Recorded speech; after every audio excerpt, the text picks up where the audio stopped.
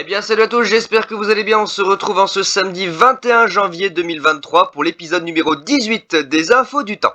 Alors nous allons donc aujourd'hui nous intéresser à la suite de l'actualité météo concernant la fin du mois de janvier, puisque nous sommes déjà le 21, et le début du mois de février. Alors, ce point météo va être assez court puisqu'il n'y a pas spécialement matière à dire concernant l'actu météo qui va nous concerner dans les 1 à 2 prochaines semaines. Ça va rester assez bloqué avec un temps plutôt anticyclonique et sec continental, avec un flux plutôt continental, froid, donc ça c'est plutôt une bonne chose. Mais en tout cas concernant l'évolution météo, il n'y aura rien de vraiment bien mirobolant à souligner. Toutefois, on ira quand même un petit peu plus loin sur le début du mois de février avec là, on va commencer à se pencher sur un changement, une évolution un petit peu plus incertaine des conditions météo qui pourraient se manifester sur l'Europe de l'Ouest avec possiblement le retour de conditions plus hivernales. On n'y est pas encore, ça va être une partie très compliquée qu'il va falloir surveiller. Pour l'instant, on va se mettre dans une phase d'observation, on va pas être dans une phase vraiment d'analyse détaillée, puisque la situation n'est pas encore totalement fixée. Pour en revenir à ce qui se passe actuellement, nous avons en ce moment l'influence d'une dépression en Méditerranée qui nous ramène actuellement un temps plus ou moins perturbé sur notre pays, avec la nuit dernière et ce matin de la neige qui est tombée en grosse quantité, notamment dans le nord-est et sur le massif central dès 500 mètres d'altitude, et Météo France a d'ailleurs foiré sa vigilance, puisqu'il est tombé localement aux alentours des 400-500 mètres entre 7 et 15 cm de neige du côté de l'Alsace et de la Lorraine, notamment sur les départements bordant les frontières allemandes. C'est là qu'il a le plus neigé, avec dès 500 mètres des couches atteignant, je crois, j'ai vu sur les réseaux sociaux, 20-25 cm. Je sais pas si vous vous rendez compte, juste à 400 mètres, 20-25 cm, c'est considérable, c'est énorme. Alors, toute cette neige a été un petit peu ralentie après dans sa progression en rentrant dans notre pays, mais on a quand même certains départements qui ont reçu une grosse couche de neige, en lien justement avec cette petite dépression Méditerranée qui ramène un air froid continental et une petite goutte froide, on va le voir sur le satellite, qui a réussi à se glisser depuis la mer du Nord, qui a aspiré du coup de l'humidité de la mer du Nord vers la France, et au contact de l'air froid qui est présent sur l'est du pays, ça a donné de la neige. Neige qui est donc tombée entre le nord-est, la Bourgogne-Franche-Comté et plutôt l'ouest d'Auvergne-Rhône-Alpes, le Val-de-Saône, le Lyonnais, jusqu'à la moyenne vallée du Rhône et le Massif central. Cette situation, elle va rester un petit peu bloquée pour les prochains jours, avec du coup un anticyclone positionné plutôt sur l'Atlantique près des Açores, donc on va dire sa position habituelle, et de ce fait, la petite dépression de la Méditerranée qui va continuer à tournicoter pendant plusieurs jours et plusieurs jours et plusieurs jours, nous ramenant continuellement et constamment des flux de nord-est, est-nord-est, froid et sec, avec toutefois un petit peu des traces d'humidité qui vont se glisser avec des chutes de neige éparses qui vont essayer de temps en temps d'apparaître dans certaines régions, notamment tout ce qui va être la moitié est du pays, sans grandes conséquences. Je pense que là, la nuit dernière et aujourd'hui, on a eu vraiment les dernières grosses chutes de neige de la période. Toutefois, il faudra quand même surveiller, et on va y revenir, sur la fin du mois de janvier et le début du mois de février, avec une nouvelle synoptique qui va se mettre en place, et notamment en lien avec le changement du vortex stratosphérique qui va commencer un petit peu à devenir très instable pour le début du mois de février. Vous allez voir, c'est assez fou, les modélisations que propose GFS sur le vortex stratosphérique, ça va vraiment partir en live, avec de très gros réchauffements, et des modifications justement du vortex assez dingues, avec de très grosses disparités en termes d'intensité et de localisation des différents centres d'action. Donc là actuellement, on va essayer d'être rapide parce que franchement là pour le coup il n'y a vraiment pas grand chose à dire dans l'immédiat, ça va être surtout de la surveillance, voilà, ça va être de la surveillance concernant les prochaines semaines. Après on partira dans le détail si vraiment la situation l'exige, mais pour le moment il n'y a vraiment rien d'intéressant. Donc on est toujours sous l'influence de notre dépression qui a glissé en direction de la Méditerranée, qui nous donne ce flux du coup continental, qui est du coup bloqué par deux anticyclones. Alors j'avais pas vu mais il y a celui des Açores, mais il y a celui du côté des pays scandinaves. Là, en direction de la Norvège, on a bien une barrière anticyclonique ici entre les Açores et Suède-Norvège, avec ici du coup notre dépression, notre goutte froide qui s'isole en direction de la Méditerranée, qui nous ramène tout ce froid sec continental avec de bonnes gelées certains jours. Alors ça dépend, là on en a eu moins parce qu'il y a eu la petite dépression, la petite goutte froide là qui s'est glissée. Mais je pense que dans les prochains jours, si le ciel se dégage bien, on aura des journées et des nuits un petit peu plus froides. Donc cette synoptique va rester bloquée pendant tout le week-end. Et pendant une grande partie de la semaine prochaine, on va toujours avoir l'influence de la petite dépression qui va tourner et commencer à se combler en direction de la Méditerranée. Et notre barrière anticyclonique incassable qui parcourt toute la zone entre l'Atlantique et l'Europe, quasiment jusqu'à la Russie. Véritable mur infranchissable. Vous voyez qu'il n'y a presque aucune dépression qui ne parvient à le faire bouger. D'ailleurs, l'activité dépressionnaire sur l'Atlantique... c'est pas ça, hein. Regardez, vraiment, y a rien. Hein. Vraiment, il y a rien. Sur la fin du week-end et le début de la semaine prochaine, au niveau de l'activité dépressionnaire atlantique, c'est naze. Hein. Vraiment, c'est naze total. Tant l'anticyclone prend de la place, en fait. C'est surtout ça, c'est tellement l'anticyclone est énorme. Regardez la taille qu'il fait. En fait, on a même plus une seule dépression sur l'Atlantique. C'est effarant. Je veux dire, regardez, quasiment, il étend son influence jusqu'au Groenland. Le machin, c'est le triangle des Bermudes. Ça fait Espagne, quasiment, Groenland, et vous allez jusqu'en Russie et vous revenez en Espagne. C'est le triangle des Bermudes de l'enfer des anticyclones.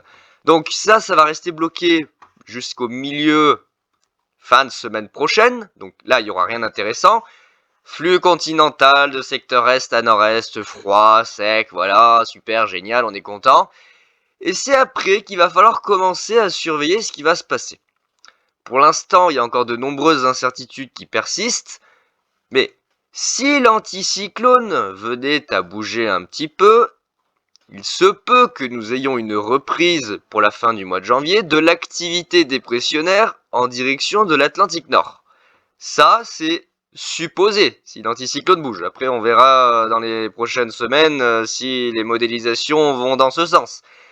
Et c'est vers la fin du mois de janvier et début février qu'il va falloir commencer à surveiller la synoptique. Pour l'instant, c'est très très flou.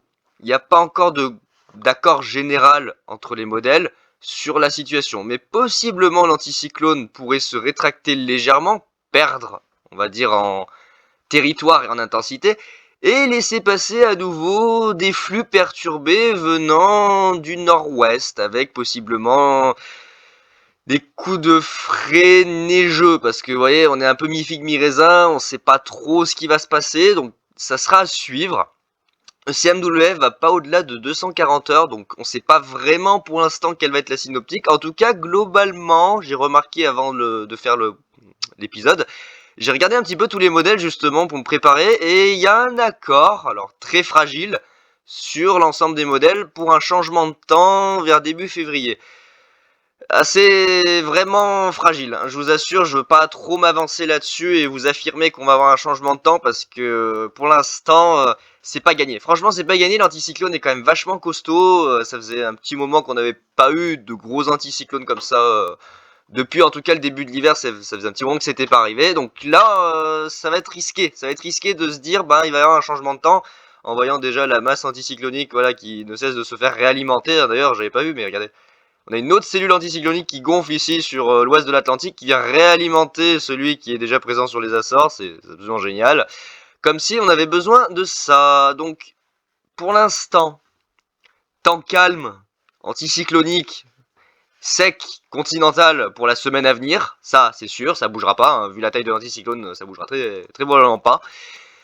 Et pour la suite, eh ben, on verra plus tard, ça sera à suivre de près.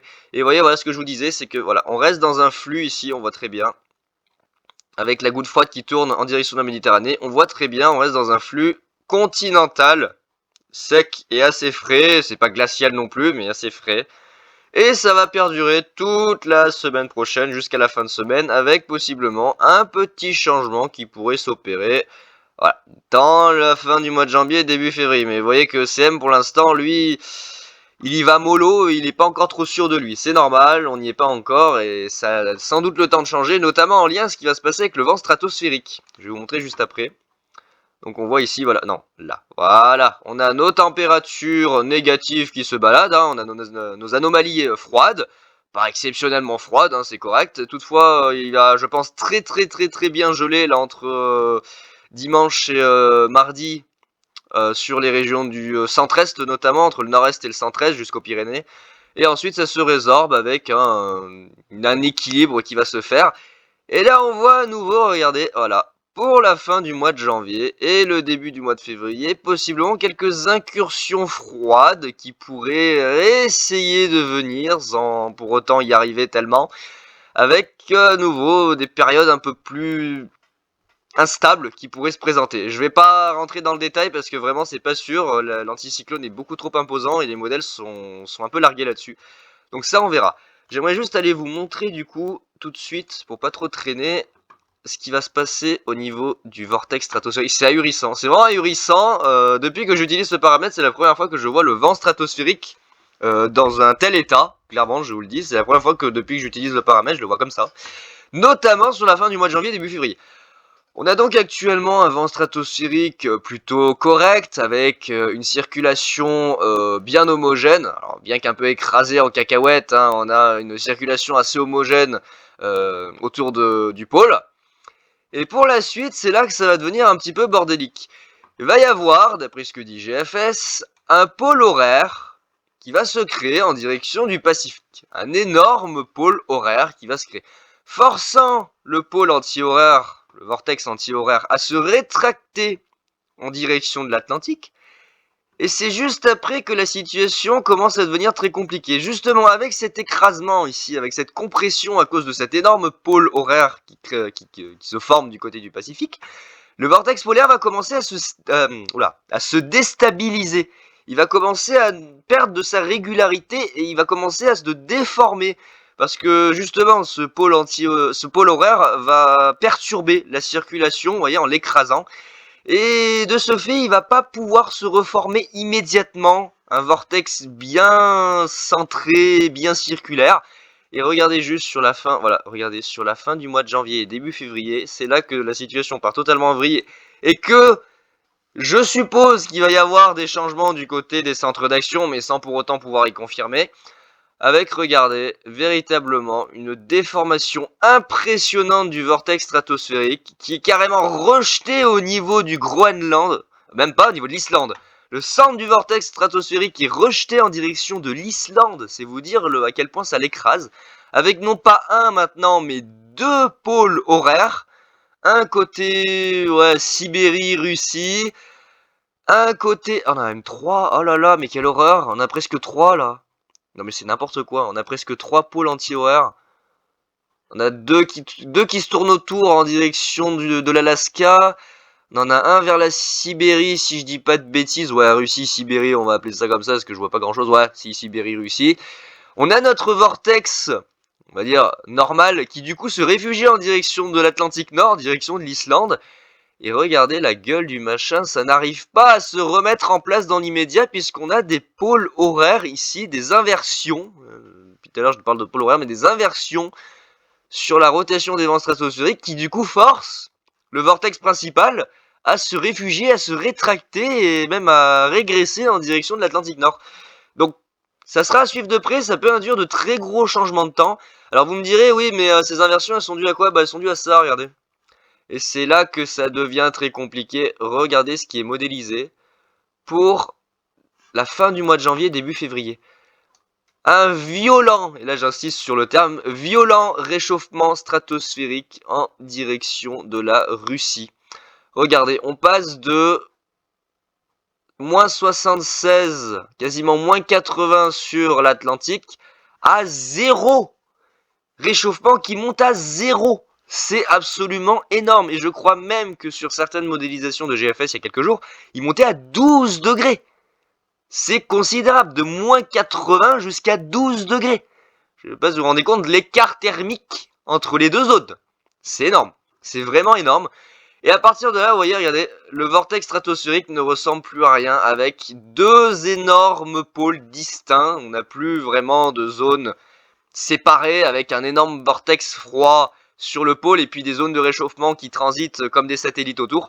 Là, on a vraiment le yin et le yang avec un énorme réchauffement côté russe, Sibérie à 4 degrés, et notre poche froide du vortex stratosphérique qui se réfugie sur l'Atlantique, qui se réfugie bien au sud de l'Atlantique, hein, se réfugie carrément Ouais, la latitude irlandaise, hein, latitude Irlande nord de la France. Hein. C'est vous dire à quel point ça va rejeter, ça va comprimer le vortex stratosphérique, cette histoire.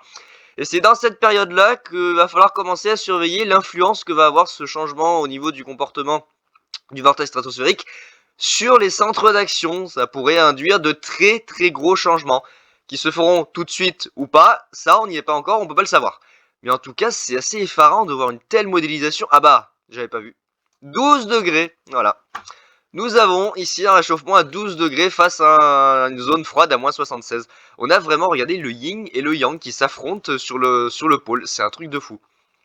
Depuis que j'ai commencé à utiliser ce paramètre, c'est la première fois qu'il sort de telle modélisation, c'est assez dingue. Très très très gros réchauffement stratosphérique et donc risque de très gros changements de temps, mais sans en être sûr. Parce que, à vrai dire, on ne sait pas si ça va influencer immédiatement les centres d'action avec des décrochages dans tous les sens, et puis d'un seul coup ça va partir en cacahuète, ou si ça va se répercuter après. C'est là que va falloir commencer à vraiment s'intéresser à ce changement du comportement des paramètres stratosphériques. C'est que, est-ce que ça va avoir une influence immédiate sur les centres d'action et la météo, ou est-ce que ça va arriver en décalé? Pour l'instant, on ne sait pas. On ne sait pas, c'est que ce sont que des hypothèses. Donc, ça sera à voir, ça sera étudié justement quand ça arrivera. Bien évidemment, les modélisations changeront d'ici là, mais moi je le sens mal. Je le sens mal. Et puis alors là, par contre, je sais pas ce qu'il nous fait GFS, mais il nous fait disparaître quasiment les deux pôles. Alors là, il nous fait carrément disparaître le vortex stratosphérique, je sais pas pourquoi. Ouais, non, GFS, évite ça, parce que ça fait un peu peur quand même. Hein. Le vortex stratosphérique qui disparaît, on va éviter. Hein. C'est peut-être pas une bonne chose. Donc s'il te plaît, évite de nous faire disparaître le vortex stratosphérique, on en a quand même besoin. Hein. Donc, ouais, c'est compliqué. Vraiment, c'est compliqué. Regardez, il a une gueule, le vortex, c'est une horreur. Il est divisé en trois. Il est divisé en trois. Regardez, il y a deux pôles anti-horaires. Il y a deux pôles horaires en sens inverse, Pacifique, Russie, Alaska, Russie. Et puis, on a notre vortex Atlantique Nord, là, tout raplapla, qui essaye de résister, tant bien que mal, de survivre. Oh là là, mais c'est épouvantable. Vraiment, c'est épouvantable. Alors, c'est pas pour autant, pour l'instant, que GFS annonce de grosses catastrophes. Je tiens à le préciser. Hein. C'est pas pour autant, parce qu'il y a ce changement, justement, du comportement du vortex stratosphérique, que GFS propose des grosses catastrophes froides, ou des grosses tempêtes, ou je ne sais quoi. Non, pour l'instant, il est plutôt calme. Vous voyez, pour l'instant, il bouge pas trop. Ah, on est plutôt dans une synoptique assez stable. On voit quand même que les anomalies chaudes sont assez majoritaires, ce qui est pas très rassurant. Et que les anomalies froides se réfugient, on voit bien ici, sur les zones entre ouais, le nord de l'Alaska, le Groenland, non même pas le Groenland, non même pas le Groenland, il est pas si froid que ça, les anomalies froides sur le Groenland c'est pas vraiment ça, on va dire plutôt Canada, en direction du nord-est de la Russie, et puis bah nous, ouais, nous c'est hésitant. Et nous ça va dépendre en fait des centres d'action s'ils décrochent ou pas. Mais pour l'instant c'est... Ouais, pour l'instant je peux pas vous dire oui, ça va changer parce que les modélisations sont encore très instables. On sait pas encore exactement ce qui va se passer. Vous voyez, il voit bien ici, à nouveau, le petit décrochage froid pour la fin janvier, il le voit encore. Hein. Vous voyez, il le voit encore. Alors ça va bouger d'ici là, on voit que les modélisations changent énormément d'un run à l'autre. Ça sera à suivre de près. Voilà. En tout cas, moi j'ai pas spécialement plus à dire concernant l'évolution météo des prochains jours. Ce sera de la surveillance, hein. Clairement je vous le dis, ça sera de la surveillance. Il n'y aura pas une grosse catastrophe à annoncer. Donc pour l'instant, vous inquiétez pas, il n'y a rien à surveiller, il n'y a rien il n'y a pas lieu de s'inquiéter. Juste pour la fin janvier, début février, éventuellement, commencer à regarder ce qui pourrait se passer. Il me semble d'ailleurs que le CFS suit un petit peu la tendance, voilà, pour le début février, avec ici on voit un petit toboggan, là, une inversion avec un bon flux de nord. En parlant de flux de nord, donc du coup j'ai terminé avec l'analyse technique, il y a pas, non, franchement il y a rien d'autre à dire. Vraiment je vous l'assure, il y a rien d'autre à dire, il y a rien d'exceptionnel à annoncer d'ici là. On aura le temps d'y revenir, il y a une semaine qui va passer, donc voilà, c'est pas un souci, d'ici là ça aura sans doute changé, on y reviendra dans le prochain point.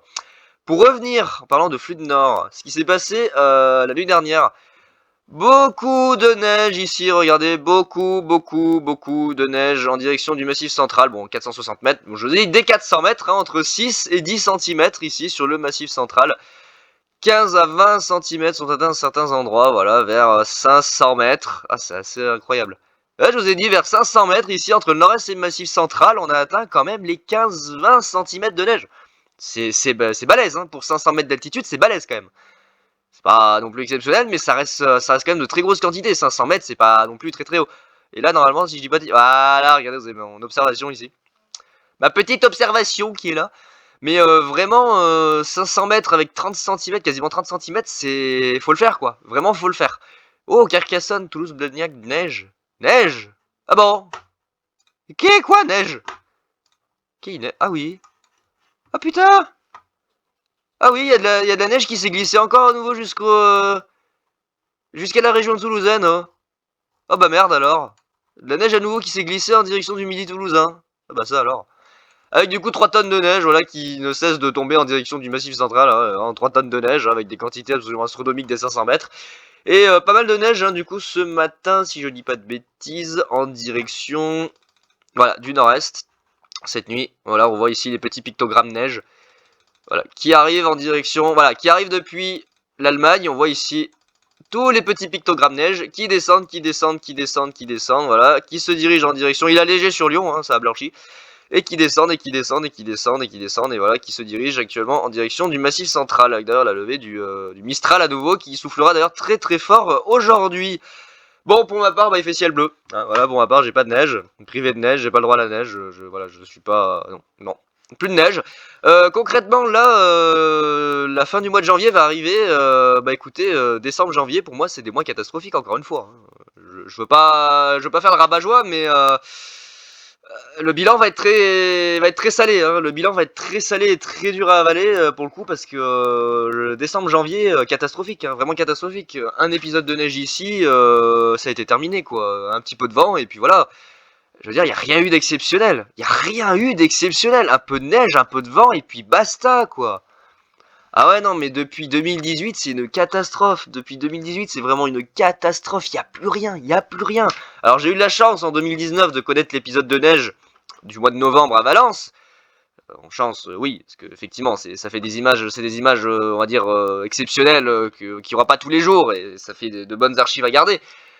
Mais depuis ça, en fait, il se passe plus rien, quoi. J'ai plus connu vraiment de situation météo comparable. 2018, clairement, pour moi, c'était l'année du siècle. J'avais jamais vu autant, sur l'année 2018, jamais vu autant de tempêtes se succéder en l'espace d'un hiver. Ça n'arrêtait pas. Ça n'arrêtait pas. J'étais tout le temps à la fenêtre en train de filmer les tempêtes. C'était un truc de fou, ne serait-ce que pour les orages de l'été jusqu'aux tempêtes l'hiver. 2017-2018, ça s'est pas arrêté. Ça s'enchaînait constamment. Tout l'hiver, l'automne, l'hiver, le printemps, ça a pas arrêté. Tempête, tempête, tempête, tempête. Et bah là, depuis, bah y a plus rien. Voilà. Oh tiens, Saint-Etienne, neige 400 mètres, neige au sol 7 cm. Oh bah pas mal. Et donc, neige au sol 7 cm à 400 mètres, bah oui forcément. Donc voilà, pas mal de neige. Météo France, hein, on n'en parle pas, qui ont totalement foiré leur vigilance. Mais c'est pas grave, c'est comme d'habitude. 467 mètres. Oh purée, regardez l'Angre. 467 mètres, 12 cm. 460 mètres, 12 cm, c'est quand même pas mal. C'est pas mal. Attention, c'est pas parce que c'est 400 mètres que ça veut dire que c'est pas le bordel. Ah, faut faire gaffe. C'est pas parce que c'est à 400 mètres que c'est pour autant que tout va bien. Vous voyez, neige au sol 5 cm, moins 2 degrés. Il a beaucoup neigé en direction. Oh la vache. Waouh! Neige au sol 20 cm ici à 553 mètres. Ah bah purée, ça fait un paquet de neige quand même. Ça fait un paquet de neige. Ouais bah nous on n'a pas de neige. Voilà. Nous il fait soleil. Voilà. Moi j'ai dit il fait soleil. Avec moins 3 degrés d'ailleurs ce matin de minima. Donc pas de grosse gelée mais bon. Grésil, neige, neige, neige, neige, neige. Oh là là, neige, neige. 1020 mètres, 30 cm. Putain la vache, dès 1000 mètres il y a 30 cm, c'est pas mal. C'est pas mal pour le coup hein. Franchement, je pense que le Massif Central s'en sort très bien pour cet épisode de neige, surtout qu'il continue à neiger, voilà, surtout que c'est pas terminé. Il va encore neiger, je pense, pour des heures, là, regardez, avec tout ça, enfin, un peu des heures, peut-être pas, mais là, déjà, ça fait une bonne heure qu'il neige, donc je pense que, ouais, au niveau du Massif Central, ils vont encore en prendre plein la gueule pour la matinée, avec pas mal de neige. Avoir de la grêle du côté de la Corse, hein, hier matin. Alors ils ont cru que c'était de la neige, mais non, c'était bien de la grêle, du grésil. À vrai dire, c'était pas de la grêle, c'était de la neige roulée, des toutes petites billes de grésil. C'était pas loin de la neige, mais je pense qu'au niveau de la température, c'était un peu trop juste pour avoir de la neige. Et effectivement, c'était bien du grésil qui est tombé du côté de la Corse, notamment à Bastia. Voilà, Bastia, ils se sont réveillés, ils avaient les sols tout blancs. Alors tout blanc, il y avait 2 mm, hein, voilà.